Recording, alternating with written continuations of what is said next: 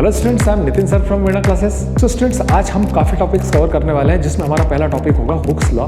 Hooke's law को हम study करेंगे, लॉ की डेफिनेशंस और लॉ की जो थ्योरी है वो बताएंगे, साथ में उसका मैथमेटिकल एक्सप्रेशन बताएंगे, साथ में उससे रिलेटेड जो फैक्टर्स है, जो मॉड्यूलस ऑफ इलास्टिसिटीज़ है उनको डिटरमाइन करेंगे, उनके टाइप्स को स्टडी करेंगे।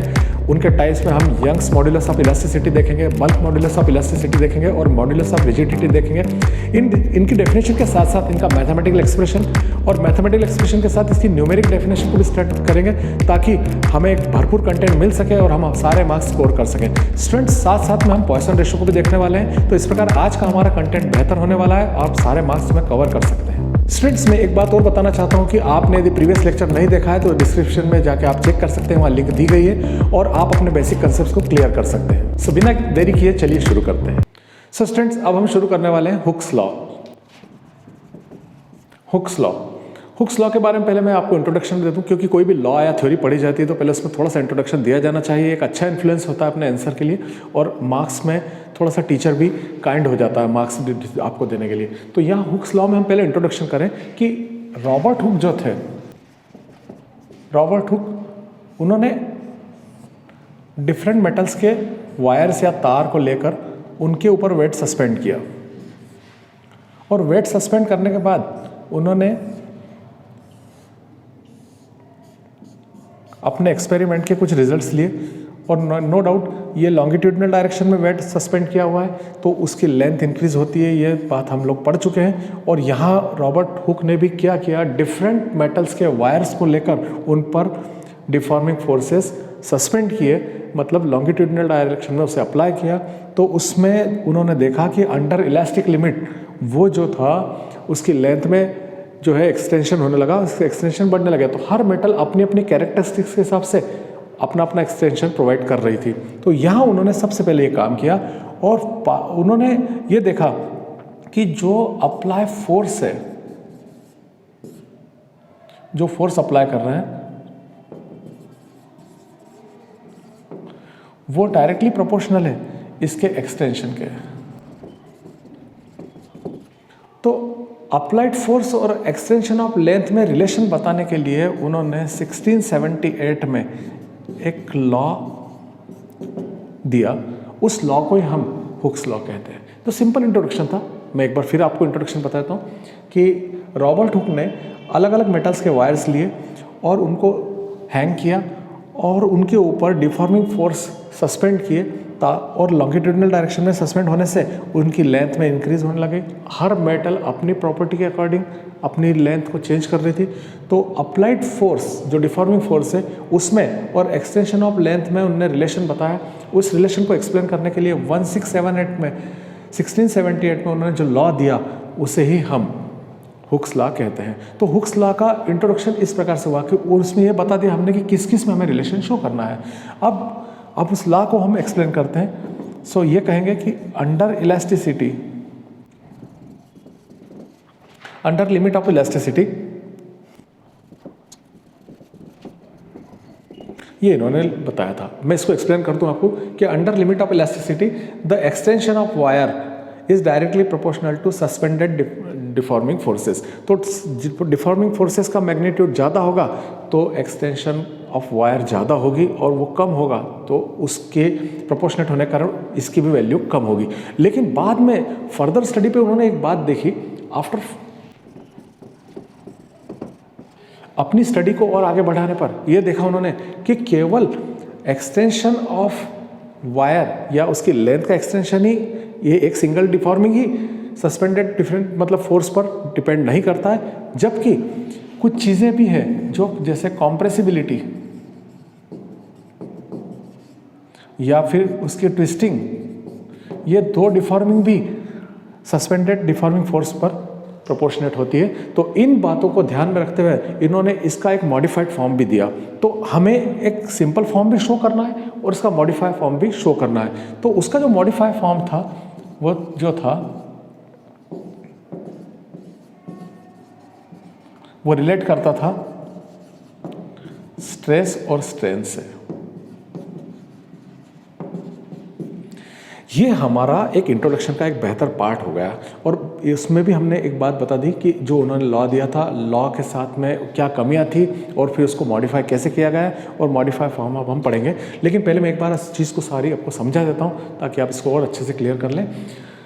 रॉबर्ट हुक, जिन्होंने अलग अलग मेटल्स के सेम लेंथ के वायर लिए और उस पर सस्पेंडेड डिफॉर्मिंग फोर्स अप्लाई किए और उन्होंने अप्लाई करने के बाद जो रिजल्ट्स लिए उसके बिहाफ पे उन्होंने 1678 में जो लॉ दिया उसे ही हुक्स लॉ कहते हैं। हुक्स लॉ के अकॉर्डिंग क्या होता है कि under limit of elasticity the extension of wire is directly proportional to suspended deforming forces. अलग अलग मेटल के लिए ये अलग अलग होते हैं, लेकिन जब आपने खुद की फर्दर स्टडी उन्होंने की, so after further study he came to know that not only extension of wire is changes due to suspended deforming forces as well as compressibility and twist also affected. तो यहाँ पे एक बात देख सकते हैं, केवल हम इसको ना कह के हम इसके मॉडिफाई फॉर्म को देखेंगे कि केवल extension of wire he important नहीं है, extension of wire he change नहीं होता, कॉम्प्रेसिबिलिटी और ट्विस्ट भी चेंज होता है। इसलिए after study he gave a modified form which relates to stress and strain. So students, Hooke's law का जो मॉडिफाइड फॉर्म ये है कि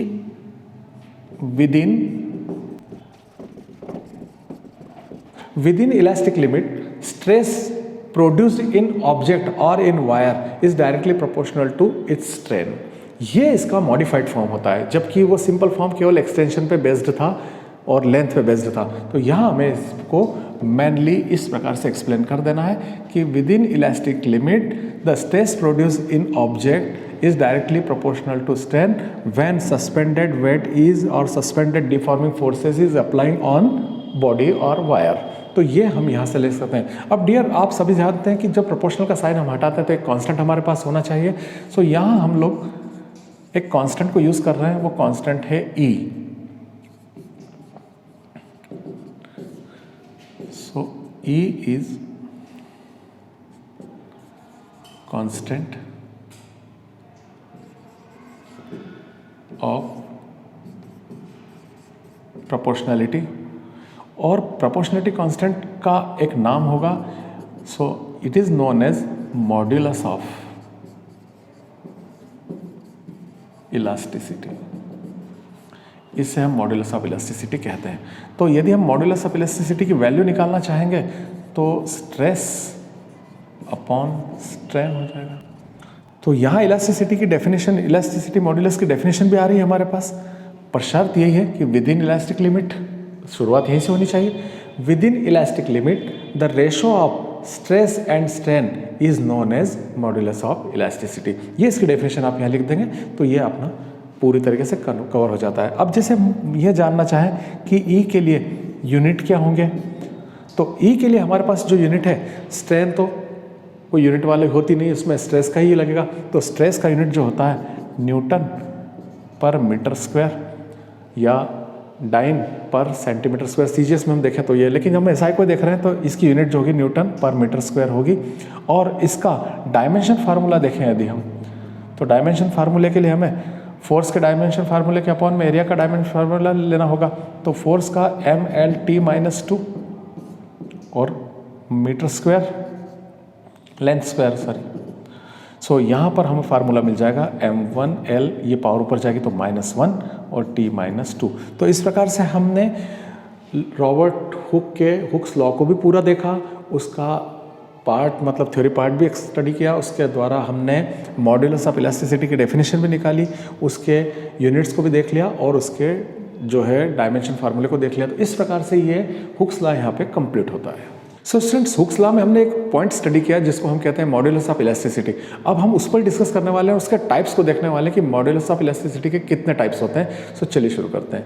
सो मॉड्यूलस ऑफ इलास्टिसिटी, ये 3 प्रकार के होते हैं, इनके 3 टाइप्स होते हैं और वो तीनों टाइप्स को पहले मैं आपको नाम बताता हूँ, तो फिर हमको इंडिविजुअली एक एक को पढ़ना है और इंडिविजुअली एक एक का मैथमेटिकल एक्सप्रेशन देखना है और उसके न्यूमेरिक डेफिनेशंस और फैक्टर्स भी देखना है। सो पहला होता है यंग्स मॉड्यूलस ऑफ इलास्टिसिटी, दूसरा होता है बल्क मॉड्यूलस ऑफ इलास्टिसिटी और तीसरा होता है मॉड्यूलस ऑफ रिजिडिटी। ये 3 इनके मेन टाइप्स है। यंग्स मॉड्यूलस ऑफ इलास्टिसिटी, इसको हम y से रिप्रेजेंट करेंगे। बल्क मॉड्यूलस ऑफ इलास्टिसिटी को हम k से रिप्रेजेंट करेंगे यहाँ पर, और मॉड्यूलस ऑफ रिजिडिटी को ईटा से रिप्रेजेंट करेंगे। सो इस प्रकार से हम इनके एक एक इंडिविजुअल क्वेश्चन बना के मैं ये सारे पॉइंट्स आपको क्लियर कर दूंगा। ये सारे पॉइंट इंडिविजुअल क्लियर होंगे तो एक अच्छा कंटेंट आपके पास होगा और सारी बेसिक कंसेप्ट भी क्लियर हो जाएगी। और नेक्स्ट जो हम लोग इसके न्यूमेरिक प्रॉब्लम्स को सॉल्व करेंगे उसमें भी ये सब कंसेप्ट हमारे लिए काफ़ी हेल्पफुल होंगे। सो स्टूडेंट्स, अब हम स्टार्ट करते हैं Young's modulus of elasticity. So students, अब हम स्टडी करने वाले हैं यंग्स मॉड्यूलस ऑफ इलास्टिसिटी। देखिए, मैंने आपको बताया कि मॉड्यूलस ऑफ इलास्टिसिटी किस में। अब यहाँ पे हम देखते हैं कि यदि हम एक वायर को लेते हैं जिसकी इनिशियल लेंथ L है और उसको हम हैंग कर देते हैं किसी स्ट्रॉन्ग बेस के, ताकि वो अपने वेट से इस पर हैंग होता रहे, सस्पेंड होता रहे।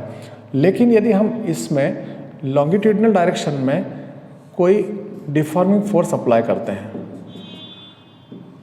तो नेचुरली इसकी लेंथ चेंज होगी और वो स्मॉल l हो जाएगी या डेल्टा l होगी। मान लो इसको स्मॉल l मान लेते हैं कि इसकी इनिशियल लेंथ स्मॉल l है और इसके अंदर जो लेंथ इंक्रीज हुई वो डेल्टा l है। ये हमने इस पॉइंट को कई बार डिस्कस किया है, हर क्वेश्चनों में इस पॉइंट को हम बोल ही देते हैं इस प्रकार से।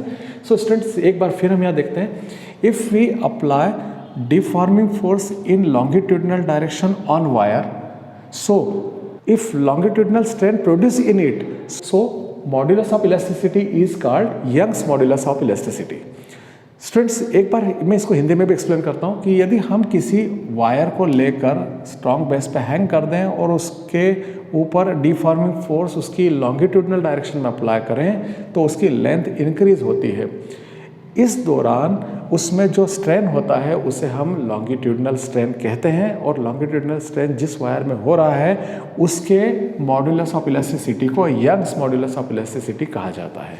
इसे हम y से रिप्रेजेंट करते हैं। सो डियर, ये जो मैंने डेफिनेशन बताई ये पहली डेफिनेशन है, लेकिन इसकी जो स्टैंडर्ड डेफिनेशन है वो इस प्रकार से है।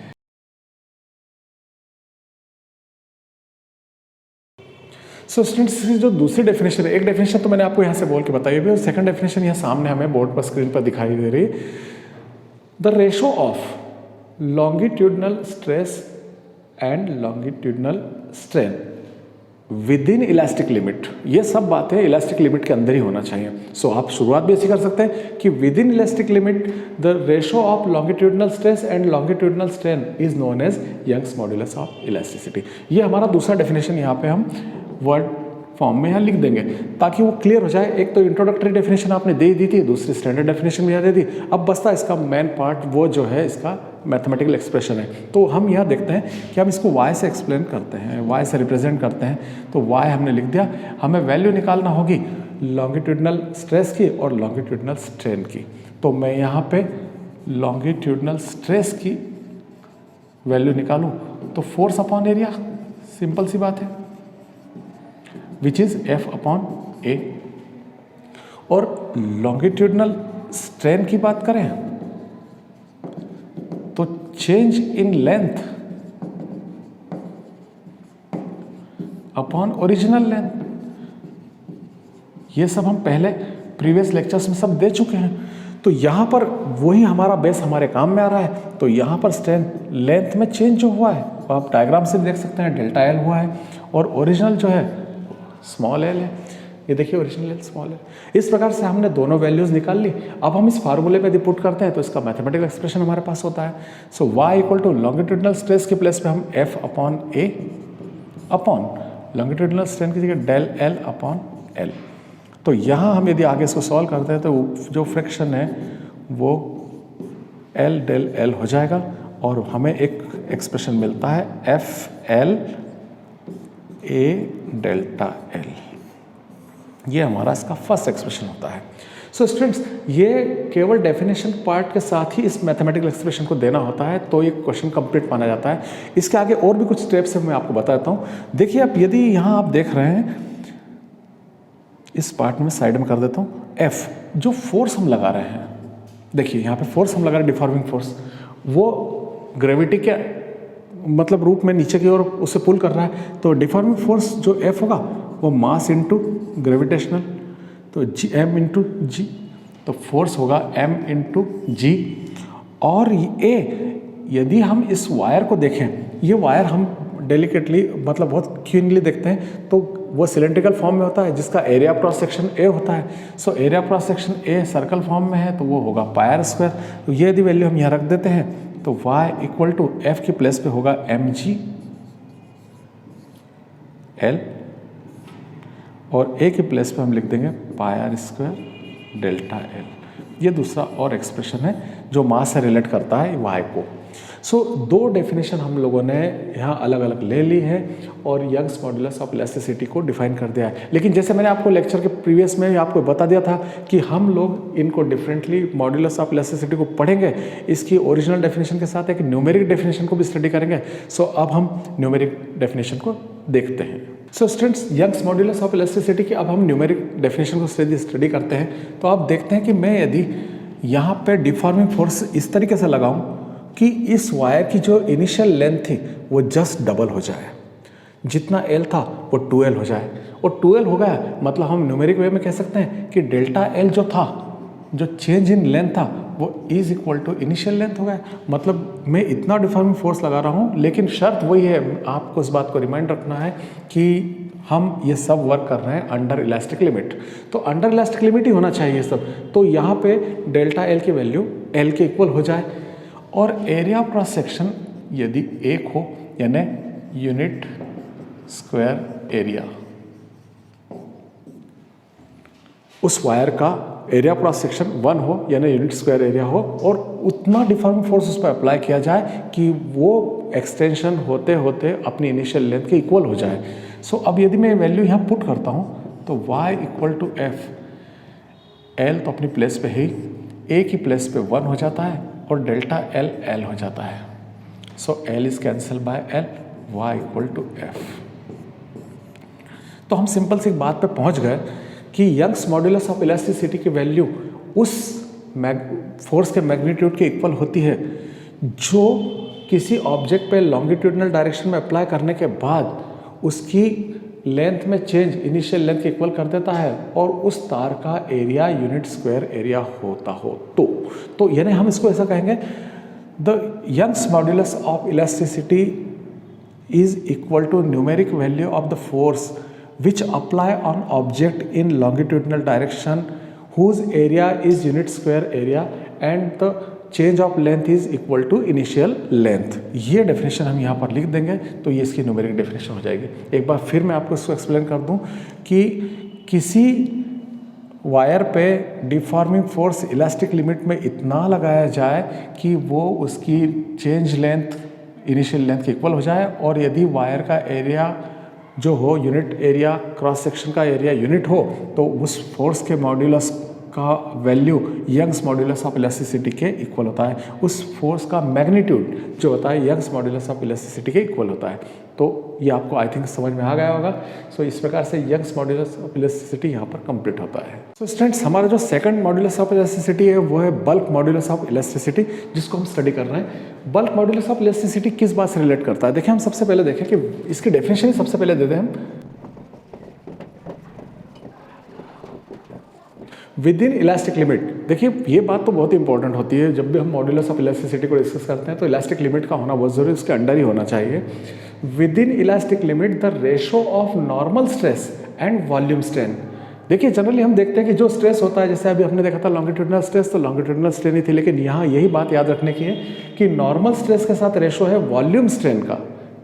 तो यहाँ पे हम बल्क मॉड्यूलस ऑफ,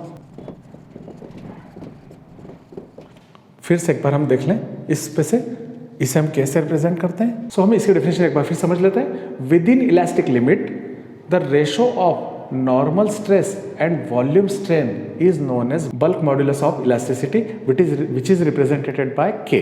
अब के अब हम, जैसे मैंने आपको पिछली बार बताया था कि इसकी डेफिनेशन हमने दे दी, डेफिनेशन के बेस पे हम इसका मैथमेटिकल एक्सप्रेशन निकालते हैं। सो अब आपको देखना है यहाँ पे कि नॉर्मल स्ट्रेस की बात कर रहा है, तो हम पहले नॉर्मल स्ट्रेस देख लेते हैं। नॉर्मल स्ट्रेस जो होता है फोर्स अपॉन एरिया होता है। सो F अपॉन ए हो गया ये। और वॉल्यूम स्ट्रेन जो होती है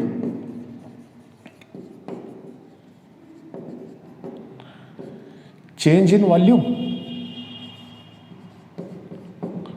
upon original volume. So change in volume जो होता है वो डेल्टा वी और ओरिजिनल वॉल्यूम होता है वी। तो यहाँ हम इस प्रकार से इसकी वैल्यू को डिटरमाइन कर सकते हैं। तो नॉर्मल स्ट्रेस हो रहा है F upon A upon del V upon V. तो यदि हम इसकी वैल्यू निकालना चाहेंगे तो F upon A into V upon del V, ये नीचे वाला जो है रेसिप्रोकल फॉर्म में चेंज हो गया। तो K equal to F V upon A delta we.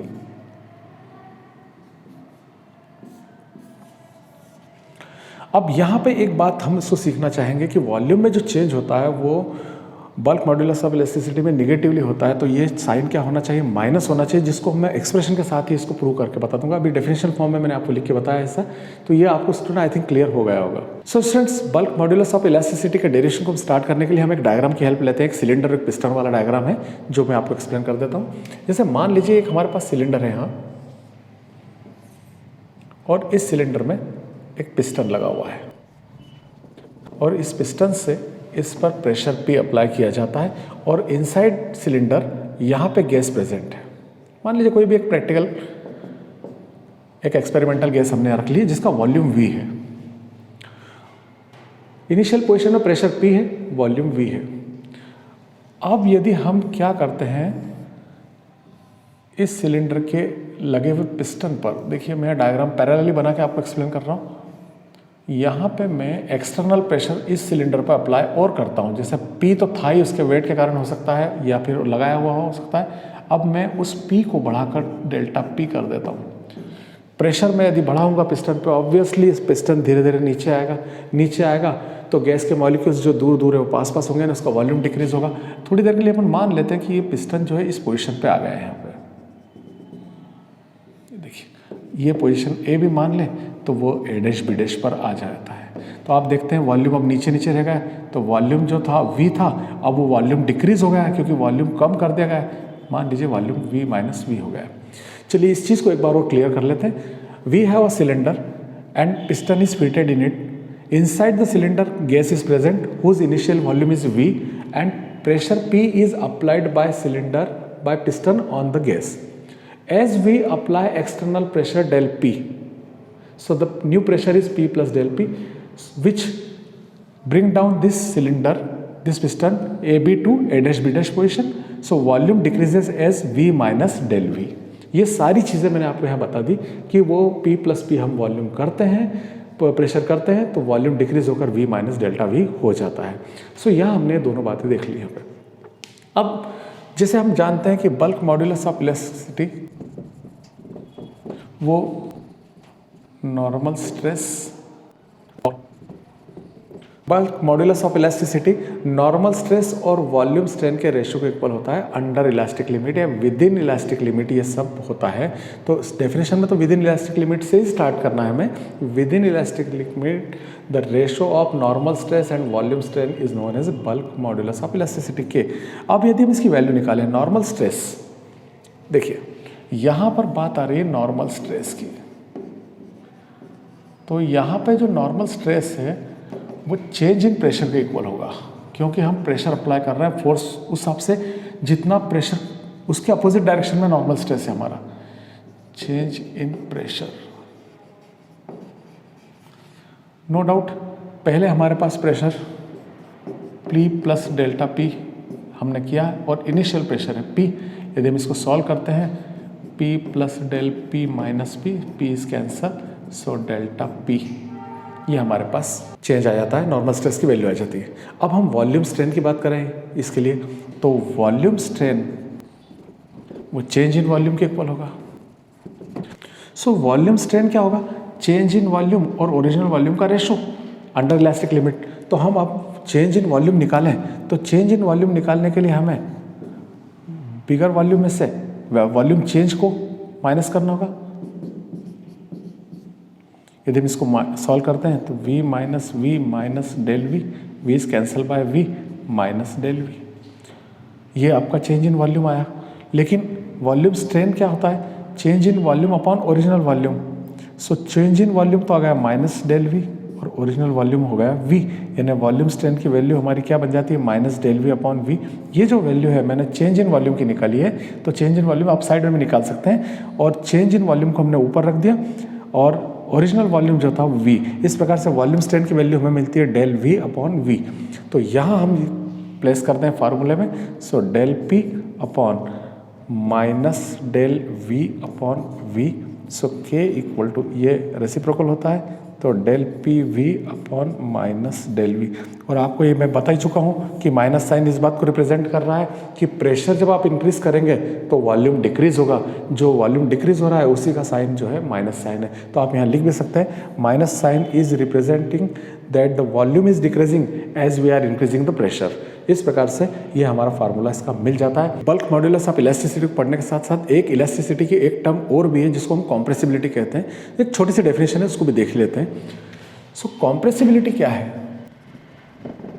Compressibility जो है reciprocal of bulk modulus of elasticity. तो सिंपल सी डेफिनेशन इसकी बनती है, the reciprocal of bulk modulus of elasticity is known as compressibility.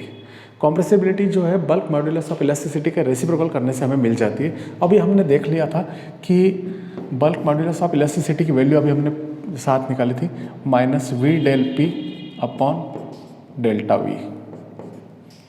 यदि मैं इसको ऊपर ले जाता हूँ, so delta V upon minus V del P, या इस माइनस साइन को जनरली न्यूमरेटर के साथ रखा जाता है, minus del V upon V del P.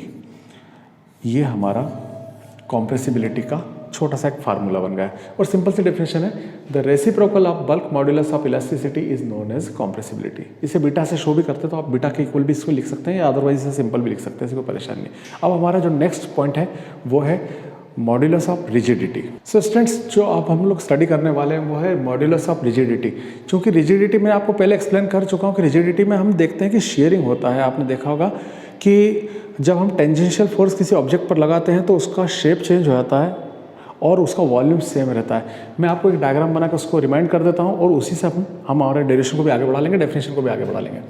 देखिए, जैसे ये एक मेटेलिक क्यूब हमारे पास हो कोई, और उसको हम उसका बेस जो है क्लैम्प से टाइट कर दें और ऊपर उस पर टेंजेंशियल फोर्स अप्लाई करें, तो ऑब्वियसली उसका शेप चेंज होता है। ये इस तरीके से लीनिंग दिख रहा होगा, डॉटेड प्रॉब्लम स्ट्रक्चर को देखेंगे तो ये जो थीटा जो प्रोड्यूस हो रहा है वो हमारी शेयरिंग स्ट्रेंथ थी जो मैंने आपको बताया था, और वो रिजिडिटी के थ्रू ही देखी जाती है। तो यहाँ पे मैं इसकी हेल्प लूँगा, और यहाँ ये देख रहे हैं आप कि जो इसकी लेंथ मान लीजिए L होगी, तो इसमें थोड़ा सा चेंज हुआ है, ये आगे की ओर हटा है। ये डेल एक्स आप देख रहे हैं कि थोड़ा सा लेंथ आगे की ओर बढ़ी है क्योंकि इसका साइज़ चेंज हो गया है, लेकिन वॉल्यूम इसका सेम है, तो ये रिजिडिटी को यहाँ पर शो कर रहा है। तो मॉड्यूलस ऑफ रिजिडिटी कहीं ना कहीं इस जो शेयरिंग स्ट्रेंथ से ही रिलेटेड है। तो यहाँ हम उसको डेफिनेशन देखते हैं, modulus of rigidity, sharing stress upon sharing strength. और फिर वही बात जो मैं हमको हमेशा आपको याद दिलाता हूँ, विद इन इलास्टिक लिमिट, क्योंकि हम ब्रेकिंग फोर्स थोड़ी यूज़ कर रहे हैं या प्लास्टिक फोर्स यूज़ नहीं कर रहे हैं, हम इलास्टिक लिमिट के अंदर ही इलास्टिसिटी को स्टडी कर रहे हैं, उसी से रिलेटेड सारे टर्म्स हैं। So within elastic limit the ratio of shearing stress and shearing strain is known as modulus of rigidity. ये इसकी सिंपल सी डेफिनेशन है जो आप इजीली याद कर सकते हैं। रेशो में दिख रहा है, ऊपर शेयर स्ट्रेस है, नीचे शेयरिंग स्ट्रेन है, और मॉड्यूलस ऑफ रिजिडिटी उसकी डेफिनेशन का आंसर बन जाता है। सो डियर, फिर से आप एक बार देख लें, within elastic limit the ratio of shearing stress and shearing strain is known as modulus of rigidity. अब मॉड्यूलस ऑफ रिजिडिटी जो है वो हम यहाँ से वैल्यूज के निकालने की कोशिश करें तो देखिए आप, sharing stress force upon area, और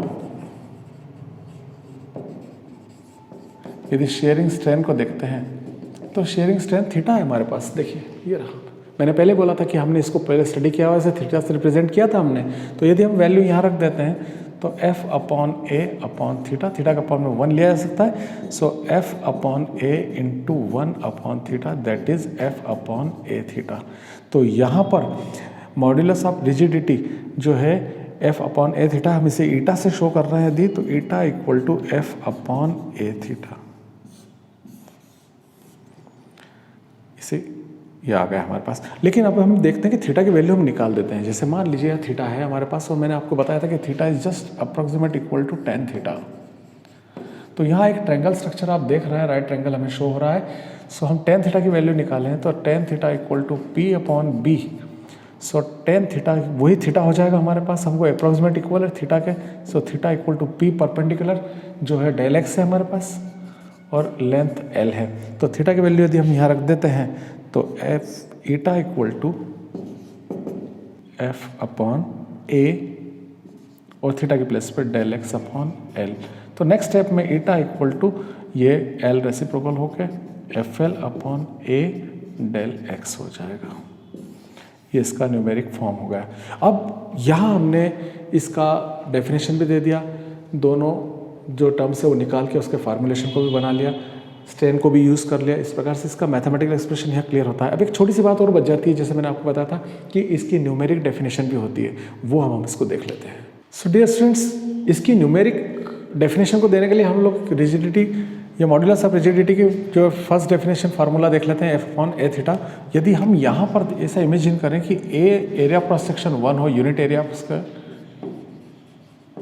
स्क्वायर एरिया हो, और थीटा 1 रेडियन हो, तो ऑब्वियसली ये वैल्यू मैं यहाँ रख देता हूँ। तो eta equal to f upon 1 into 1, that is eta equal to f। तो इसकी डेफिनेशन हम कैसे, पहले मैं आपको लिख के देता हूँ, फिर मैं उसको एक्सप्लेन कर दूंगा।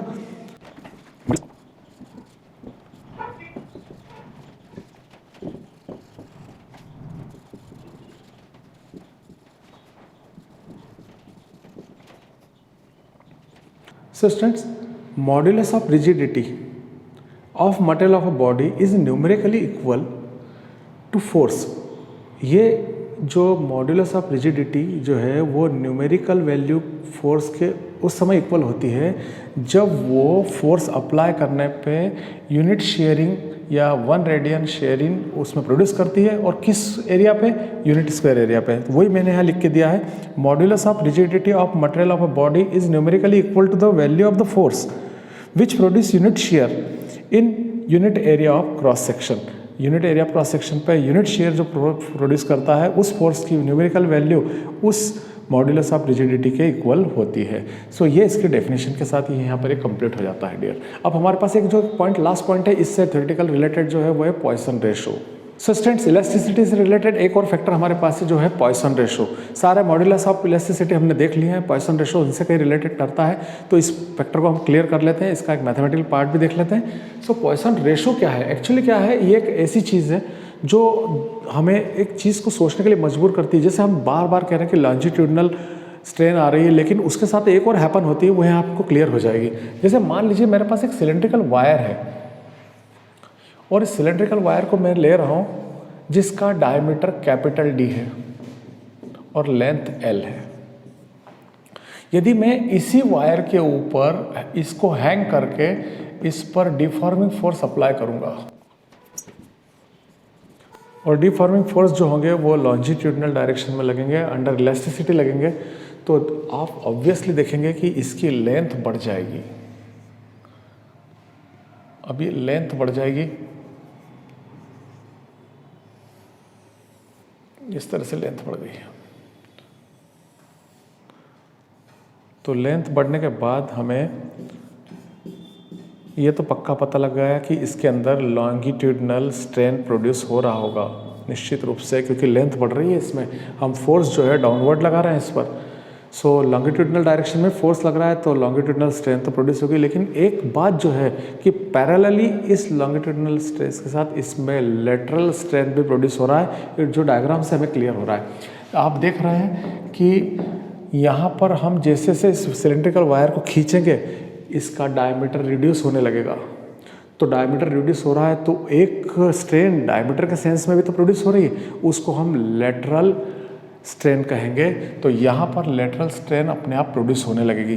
तो लेटरल स्ट्रेन जो होती है वो हमेशा लॉन्गिट्यूडनल स्ट्रेन के परपेंडिकुलर होती है। सो सारा स्टेटमेंट जो मैंने यहाँ बताया आपको, मैं यहाँ एक बार आपको बोल के बता देता हूँ किस तरह से इसे लिखना है पॉइसन रेशियो के लिए। Starting, we have a wire whose length is L and diameter is D. When it is hang on the surface or strong base and deforming forces applied on it in longitudinal direction, so normally the length of cylindrical wire increases up to del L, as well as beside it the diameter of wire also reduced. So second types of strain which is known as lateral strain produced in it, and here the longitudinal strain is produced. Longitudinal stress is perpendicular to the lateral strain. दोनों strain आपस में perpendicular होती है। चलिए ठीक है। सो ये सब लिखने के बाद जो मैंने बताया वो स्टेटमेंट लिखने के बाद हम लिखेंगे विद इन इलास्टिक लिमिट।